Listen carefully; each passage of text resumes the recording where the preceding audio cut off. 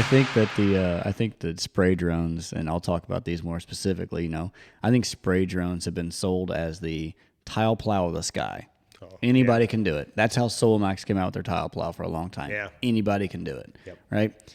Yeah, but doesn't mean everybody should. Sure. Yeah, because there's a lot of experience that goes into tiling. Yeah. There is. Yeah. I mean, like making the connection is such an important thing because if you're not doing it right, if you don't learn from somebody who has experience, if you don't make those connections right, you're going to get suck holes Anybody can get a water to drop downhill on a naturally draining field. Sure. That's not hard to do.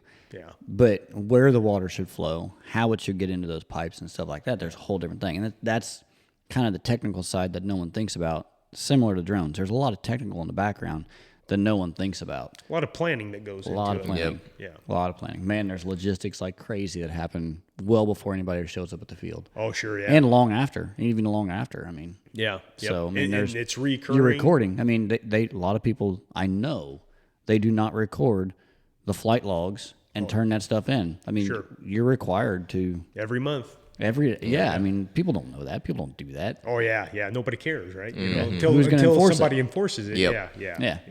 It didn't cost anybody anything until they're knocking on your door. Yeah. So. And then when that happens, yeah.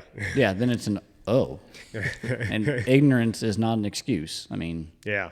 Well, it's that's going to run out eventually. Yep. Yeah. But that's the thing too is I don't know. I don't know that there's an enforcement agency that's educated enough to be able to. Yeah. Right now, you know what I'm saying? Well, the FAA is the enforcement agency, right? Right. And they our closest FAA is probably Plainfield. Plainfield, yeah, and our person who manages our certificate, and since we've had our 137 certificate, you guys have had it long. Yeah, I think 2019 is when it finally got approved. We started in 2018, but we've had I think we're on our fourth person. So the FAA has super high turnover rate. Oh, gotcha. Okay. Which means they're all learning it again. Yeah, everybody's learning it all over every time. But then they're coming from airplanes, right? So you ask them a drone specific question, and they're like, I could tell you if it was on an airplane. Well, even go get a physical. Even to go get a physical. Oh yeah. Right. I think we had to have class 3 physical. Now, yeah, class 3, yeah. It used to be class 2. Yeah. Right, or class 1. I think it was class 2 before, and now they've downgraded it to class 3. And you go get a physical, and they're like, "Why are you getting this? Yeah, this is the same thing that these guys at FedEx pilots have to fly the mail and stuff." Yep. I'm like, I'm going to stay on the ground and fly a drone. I'm like, you have to have a physical for that? Yeah, those are the same questions. They're like, "What are you doing?" Yeah. And trying to find the people to even do them because it's not a super common thing. It's common around Indianapolis because they have a lot of pilots. Yeah. But in Southeast Indiana, there's not too many people who will give the They're exam. like, you can fly your own plane and you don't have to have this medical examination. You can have a class 2 or whatever it is. And you're getting higher than if you were actually going to legally fly a plane. Yeah. Yeah. I've got a little thing I've got to fly up and it's not above 400 feet.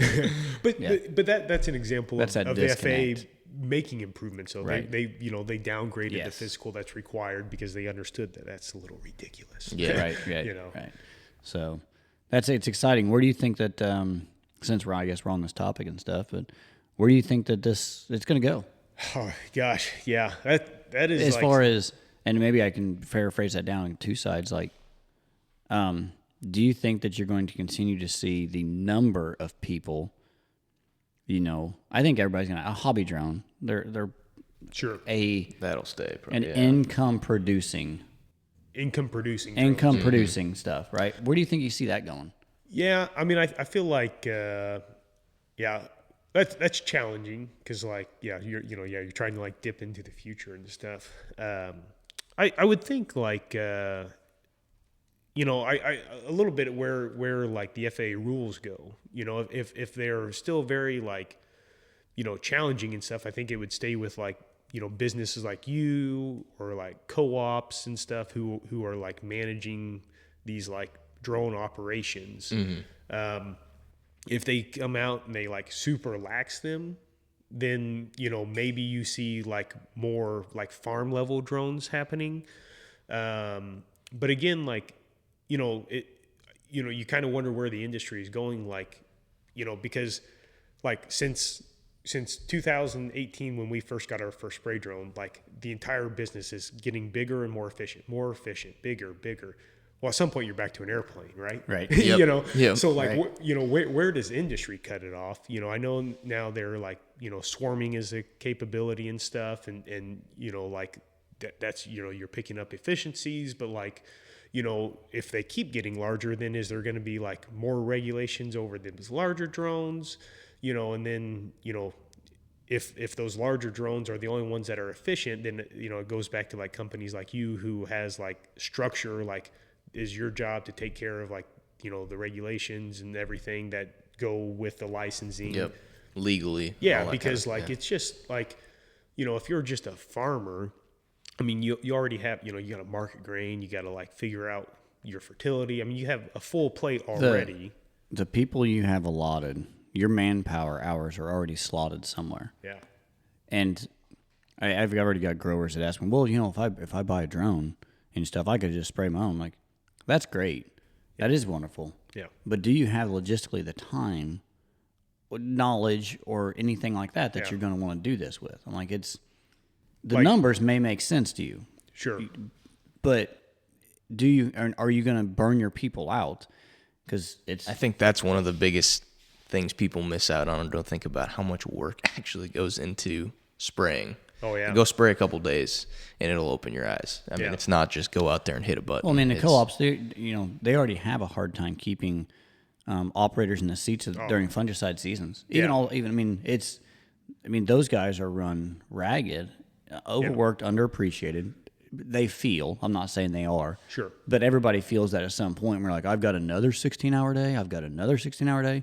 Yeah, the paycheck may be good, but if you don't got time to spend it, nobody cares. What's the point? Yeah. And that's like, from the farmer aspect, if you're like a full-time farmer that like, you got maybe one hired hand that's helping you or something. And you got like 2 times a year to go on vacation with your family. It's like late July, early August, or in the winter time, know? Yep. Well, what are you doing late July, early August? Spraying fungicide, right? Yep. Yep. So like, are you going to like, if your kids are off for summer and like you got one chance to like, now somebody talked you into a tile plow. Yeah, and now right? you're doing that. Now this guy right here just talked you into a tile plow and say, you can do this on your own, right? Yeah. And then quickly you lose. That's one thing that's glorious about farming is you do have control of your lifestyle to a sense, and there's a freedom, but you can quickly overcommit yourself. And everybody knows that most guys are going to work their knuckles into the dirt. That's also a flaw. Oh yeah.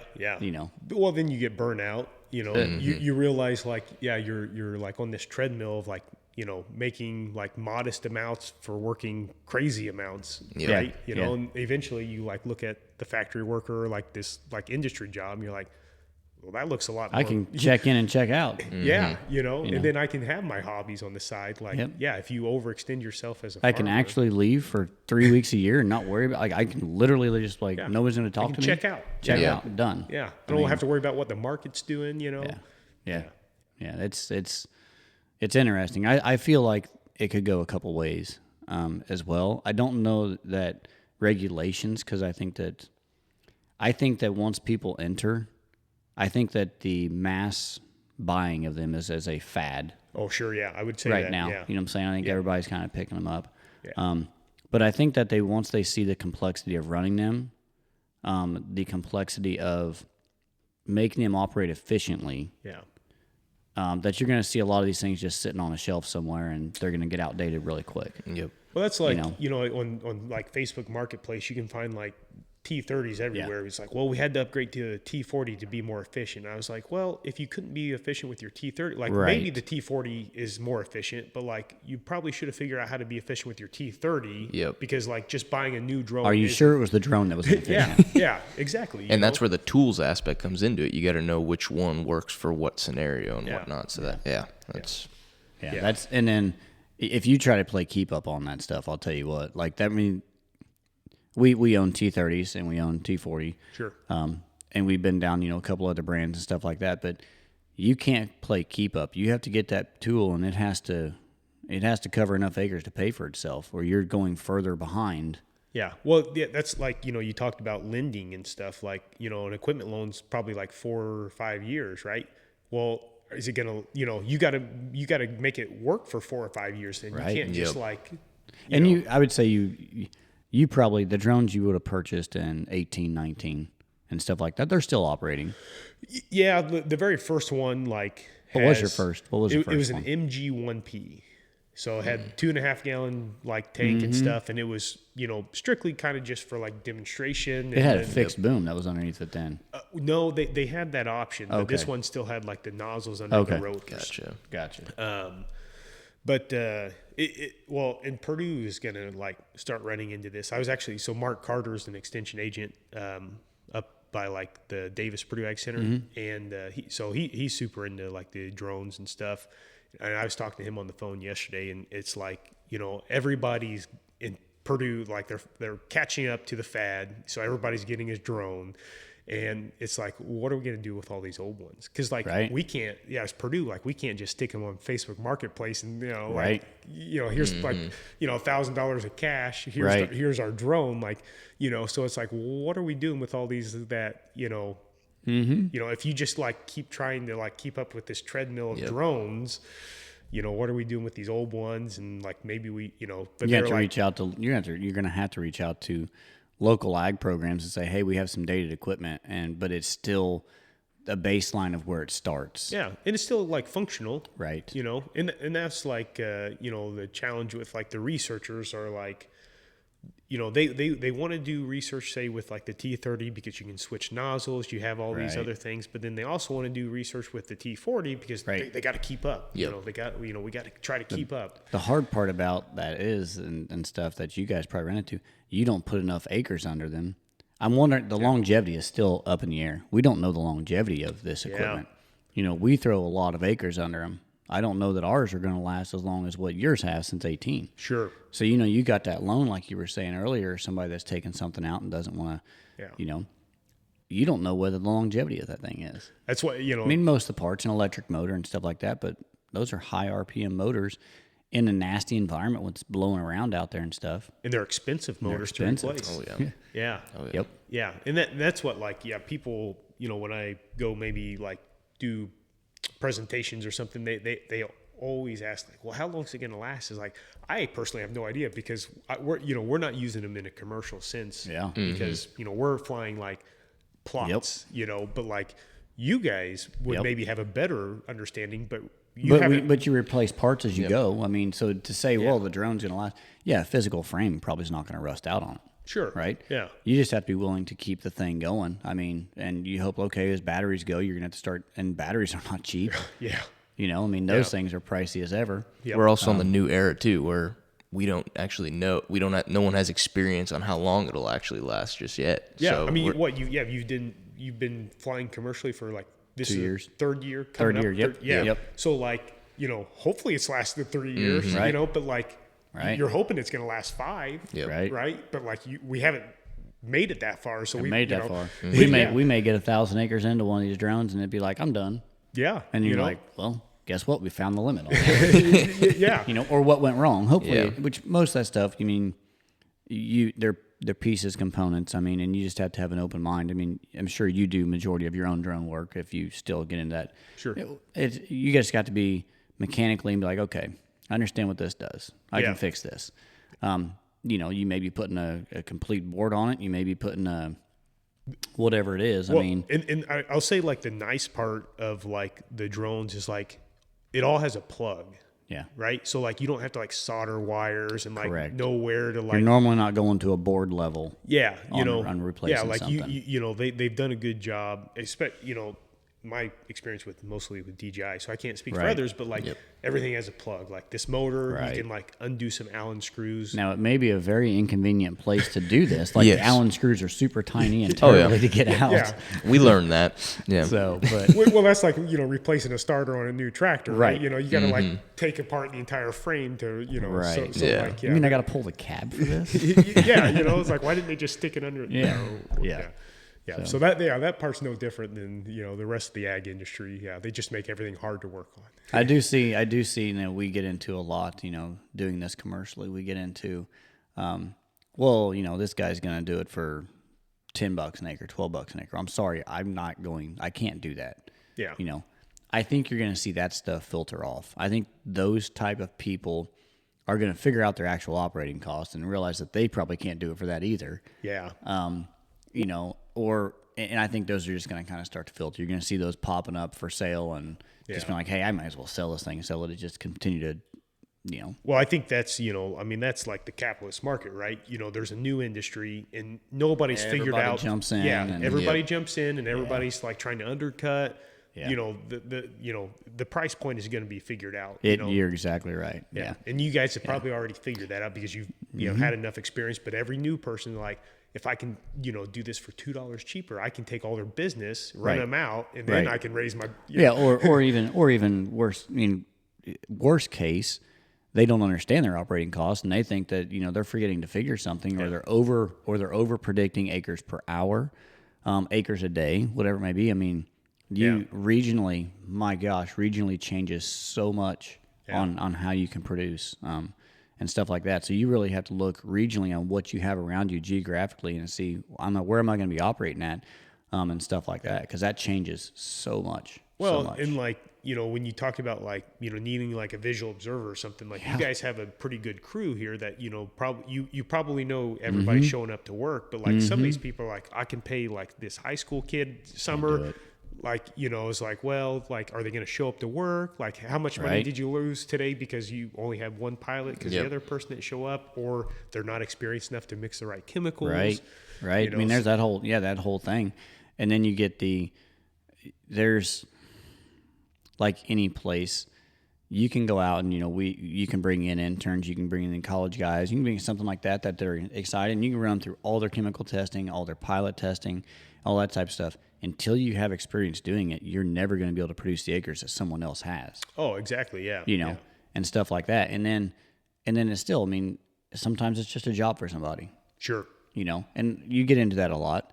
And as soon as something's just a job for somebody, you're never going to get the same productivity, the same anything out of them, care, quality. Yeah, because they're working 8 hours, right? Yeah. They're not working to be better or to, right. They're not working for a reputation. They don't have they're not working, I don't know if it's towards a common goal, company vision. I don't know what you want to call it, but it's a different thing. Yeah. It's a check in, check out, like we were talking earlier. Well, yeah, I mean, from the farmer aspect, you look at like, family farms versus a farm who has to like hire labor. Family farms, all of everybody's working every day during harvest, but like, I know some farmers like who like maybe farm up by like Whiteland is like, they, our guys are working 40 hours a week. When they're done. And like, I have to give them that schedule or they're going to go work for the factory. Right. Right. So like, yeah, it's a difference when like everybody is like on board with the program versus I'm here for my, 8-hour day. Yeah. Right. Yeah. Right. Yeah. So, well, what do you think? Have you gotten into imagery and cameras? Yeah. What's some of the most exciting things in that you've seen, or data that's usable in the background? Because that's a big thing too. It's like, yeah. So like my experience, like with the imagery, is like it's almost it has been how I have used it is that like it's helped me explain why something happened. So I haven't necessarily been able to like take a picture and then like within the next 10 days be able to do something actionable. But like, when I think of like the imagery, I think of like how dense the, like the data density of it, right? Like, it's very, like the Phantom cameras was like 2 inches per pixel. It's very, very good camera. So like, when you go in and harvest with an 8-row head, that's about like 20 feet of 30 foot. Yep. Yeah. 20 so, feet. Yeah. Sorry. No, that's okay. Wrong math. You know, but so Had to correct myself though. I was going to look an idiot. That's okay. You can cut that, right? I can cut that out, but I won't. But the same could be for a 30-foot head, because there's a Right. lot of those out there too. And you know, if you have 2 rows out of 8 or 12 that are poor, and the only like data you have is like the yield map, Right. and you know, you don't have like real, you know, you didn't maybe scout as often to like pick up on that, like all of 12 of those rows or all 8 of those are going to get thrown into an average. So you're not really going to understand that, you know, there was something wrong. Like maybe, you know, something was plugged. Maybe there was like some streaking that happened because the drone person didn't do a good job, you know.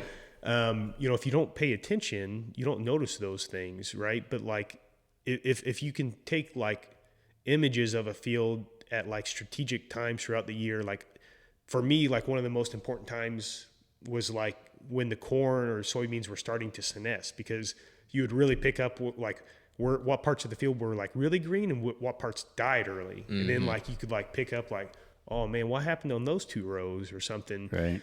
You know, so again, like, you know, well, and then on top of that, like, you know, you could kind of figure out what caused it. Like, So diagnosing fields, figuring out what's yeah, going on in what areas. That's basically, you know, and I felt like that could help, you know, future decisions, like maybe help you manage a farm better. You know, like if I knew like, well, those were like spreader tracks because like I was on the ground when it was too tacky, like maybe I'll make a better decision in the future by like, you know, I know what the corn's going to do. Just did. yep. Yeah, you know,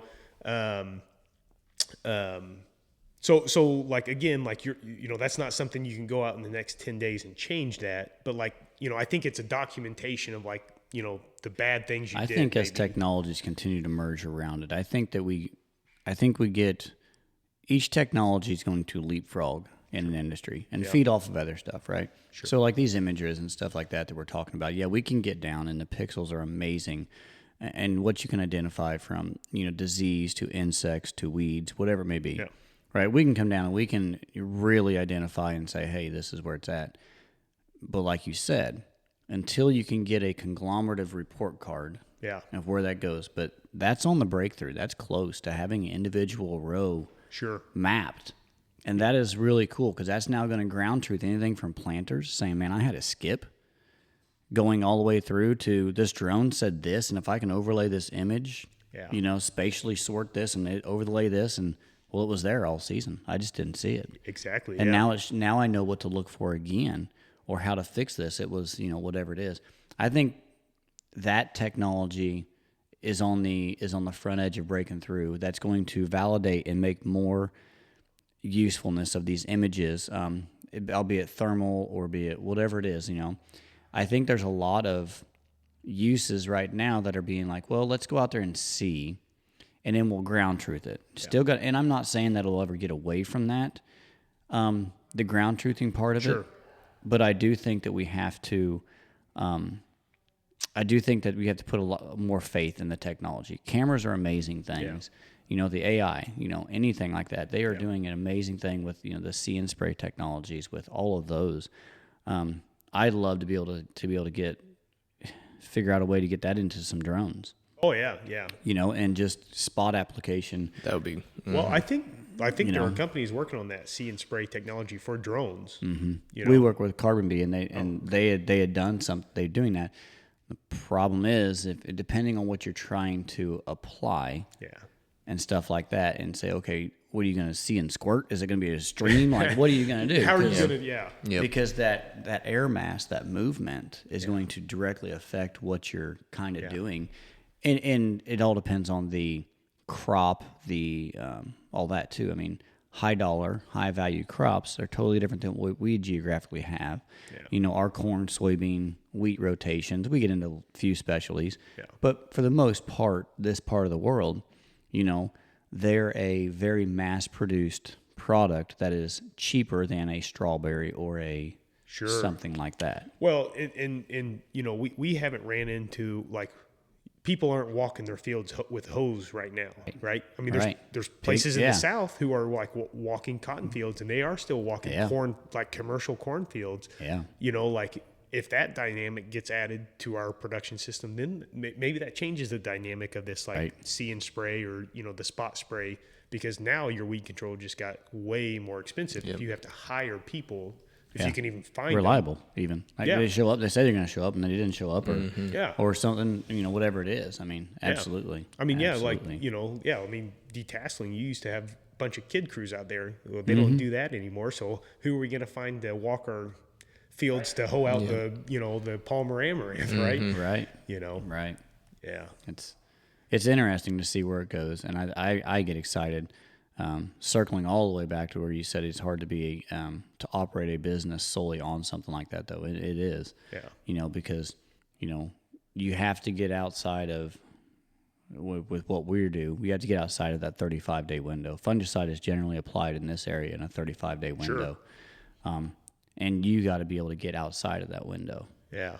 Like, you got to be creative and like figure out how to make this like, I to that like example, when I was in college, we went out to like Lincoln, Nebraska for, some like agronomy trip. And, we visited like a seed corn processing place, and like they had like a $1.5 million like machine that they used like 1 month out of the year. And he's like, that just kills us. He's like, our most expensive thing, we run like 30 days out of the year. It's like, that's when you go back to farming. Sure. Look at the cost of a combine. Yeah. 35 days, 40 days, right? Yep. Yeah. Right. Yeah. Crazy. And the worst part about it is, I mean, as farmers, almost we're all our own worst enemy, because we have to compete with the neighbor. Yeah. But yet we overcompete and we produce way too much to lower the price of our product because we produce more. Well, the only way to offset producing, lower prices, we got to produce more. Right? It's just a terrible. And this isn't like a new thing either. No. I don't read a lot, but I try to some. And like currently I'm reading this book. It's about it's like the worst hard times, I think, or something. But it was about like the Dust Bowl. And like that's literally, they were like, we plowed up like Oklahoma and like the panhandle of Texas because like, we had like a stretch of like, good rainy weather during that time. So like people were moving out there. They had this virgin prairie ground. They could plow it up. It rained, you know, and then like, the war happened, the Great War, so like prices skyrocketed. So like we got to produce more. And then the war was over. And it's like the prices tanked. They're like, well, how do we combat that? It's like, let's plow up some more. We got to produce more. We got to make more wheat, you know? And then like, and then it just stopped, right? And then like they had these mounds of wheat piles, like people are starving in the cities, but then like, we have these massive. Can't get rid of it out there. Yeah, it's like, it's a backward system, and it's like, and again, like this was happening back in like what, the 30s, 20s, 30s, 40s, yeah. So and like we're talking about this in the 20s again. Right? So it's like these same issues that like are reoccurring. Supposed to learn from history. Yeah. Supposed to. We don't do too good at learning, right? No. But and like I said, I think that it all goes back to that cycle, though, and it's I've got to produce because if I can take the same ground and produce more, I make more money. Sure. Well, yeah, but you produced more and it lowered. Yeah. We still have people starving all over the world, but we have a gross domestic surplus. Like, at some point, it stops right here because there's somebody not making money to distribute this. Yeah. Is essentially what it comes down to. Well, and that's I mean, agriculture is such a trade it's a world game, right? Like we can't use what we produce in the United States because we are producing for the world, right? And then you go in and like. You have these like the Russian war with Ukraine and like these like Chinese issues with Taiwan. It's like we would actually like you to buy all of our grain, but we're also mad at you guys. Right. Right. So so this is going to be a one-way transaction. yeah. Which always works in business. Exactly. Right. But then what's going to happen is like they're going to figure out how to grow their own crops eventually, maybe. Yeah. So then that just makes it worse for our people trying to sell like at a higher grain price, and people are still going to starve, right? Yeah. Ultimately, it's like I said, it's at the political level, it's at the governmental levels that distribution essentially needs to happen better. Yeah. Well, and then I'm not trying to redesign a system here, but sure. But then like you take in like the aspect like I think like Mexico is our largest importer of corn, I think. And then they were like, one day they're like, well, we're not going to have GMO corn anymore. It's like, well, that's our entire industry, right? I mean, we have some non-GMO corn, but our industry is GMO corn, Right. So it's like one day somebody's going to like decide this, Right.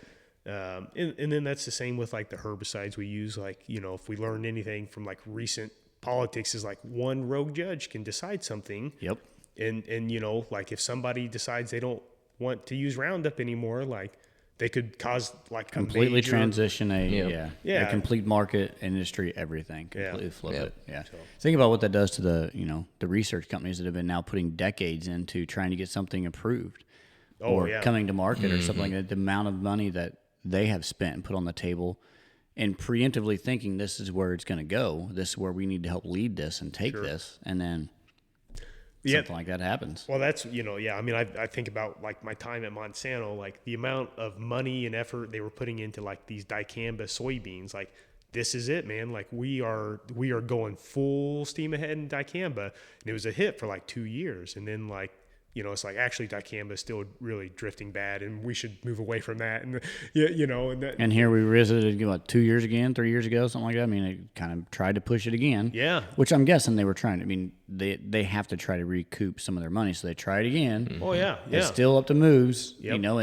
I wouldn't say it's completely gone, but it's very restricted and very. It's hard to be able to spray it. So people, I mean, co-ops don't want to spray it, and because they're a lot of liability.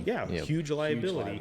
But if you think like I remember, I can't remember how much money, but there was a huge investment into like those genetics that like are not obsolete, but in a way kind of. They're mothballed. They're shelved. Yeah, exactly. They're shelved. I mean, yeah. Yeah. Now we, it's Enlist and Liberty, and so yeah. I don't know where we were going with that. It was a little good conversation. That was good. Yeah. A little bit in the weeds there, but good stuff. Yeah. Well, Alex, is there anything else you want to add? Anything you wanted to talk about, or? Yeah, not necessarily. I mean, unless you guys got other things or anything. I mean, no, I don't think so. I mean, you farm as well, don't you? Yeah. So, I mean, that's one of the nice parts about my job, like at CPAC when I worked there, like. My busy season at CPAC was also busy at the farm. With this job, I kind of have more flexibility during that busy season. So that's really, which the timing, so I farmed with my uncle who like passed away about a year ago in January. And he was sort of like the main farm so now it's me and my other uncle who are kind of, so I have like a lot bigger role in that, Gotcha. Which again, it's only like 450 acres, which isn't huge, but when you have a full-time job on the side, absolutely, it's a lot, Yep. But I, I love farming. It's neat to, be, a part of that industry and like, I think it, there's a sense of pride that most people, unless you're a part of it, you probably can't understand. Yeah, exactly. People like, especially like Purdue researchers, like you have to be objective about this and look at this and this and, but like when you're making like the call, it's like, I don't know, I just got to do it. I'm sorry, but I just got to do this because I can't not do it. Yep. Research may say one thing, but actions on the ground may dictate completely different to to the decision you make. 100%, and yeah, because when you live it, it's different, right? Yeah. It's easy to like, look at something a certain way, but like when it's supposed to rain an inch, I'm going to grab 2 gears and get more in the ground versus stopping and pull out. Oh yeah, that's every time. It's like, no, I got to get this field done. I don't want to come back. Meteorologists are like the most frustrating because they keep telling me how much better they are forecasting, and I'm like, I don't see it, and they're like, but look, we I always said a guy in Hawaii, be a meteorologist in Hawaii, like that is the place to be a meteorologist. You are actually accurate there, right? 70 and sunny, right? 78 and sunny, chance of rain. Good time to go to the beach today, right? Yeah. That guy, he has nailed it for 25 years. He's got it, right? Well, that was like, this year, so many times, man, everybody tells me that, within 72 hours, our forecasts are really pretty accurate, and every day, like the night before, it's like, man, we're going to get some rain. And then like I wake up next morning, I'm like, where did it go? Where did it rain? Like it's cloudy. Is that the rain you're talking about? Like it stayed all up in the sky. Yeah. Like it never touched here. Didn't come down. And I've asked like some, people in meteorology. I'd be like, so like, I specifically asked them last year. I was like, is the reason they're like particularly bad this year? And they're like, I'm not aware of that. And I was like, man, I'm aware of this. Come to ground truth. Yeah, I was like, because so. And I do think that, on that, I think our weather patterns have become more severe swings. Sure, yeah. And stuff like that. And what that's accredited to, I don't know. That's been for millions of years through history. Sure. I mean, it's been, Ice Age, it doesn't, what it gets contributed to, that's all for someone else to say, theorize, argue, debate, argue, all that stuff. This right? might take us down another rabbit hole. Well, it could, and it could if you let it. But I think things change. Yeah, sure. And I think our climates have changed. Sure. And I think our weather patterns are just becoming more severe. Like you get a 3-inch rain now, it's like, oh, it was a rain. Yeah. Used to a 3-inch rain was like, holy cow, we're going to flood. Yeah. Where's Noah? Well, Where's Noah? And I understand, like, it is challenging to, like, predict the future, right? Because that's what they're trying to do. They're trying to predict the future. Mm-hmm. I just get frustrated when they are continually telling me they're doing a good job. And I'm like, you're not. Like, it's okay. Like, I understand it's challenging. It's tough. Just stop telling me that you're doing good because you're not, but. I get it. I get it. Yeah. So, well, Alex, we appreciate you coming on today, man. Thank you Well, I for coming on the appreciate you show. inviting me and stuff. It's Hope us pretty wasn't fun. near as nervous as was. No, Hope yeah, it was good. I don't know. Like I was trying to like jot down notes and stuff so I didn't get any wrong answers. No, that was good. No, we That was do good. appreciate everything coming in, and Yeah.